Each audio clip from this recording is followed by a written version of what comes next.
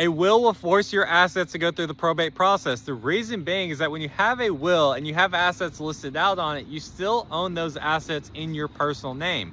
And when you pass away with assets in your personal name, they will have to go through the probate process to be distributed out to the beneficiaries that you have listed on that will. If you want to avoid the probate process, we have a couple different options depending on the types of assets that we own. If we have real estate, we could do joint tenancy rights to survivorship or a transfer on death deed.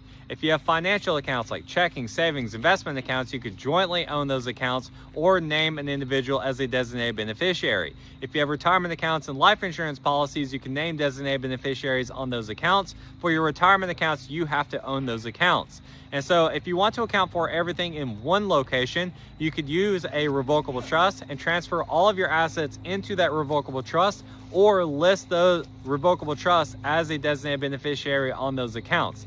That way, either all the assets will be inside that trust or go into that trust when you pass away.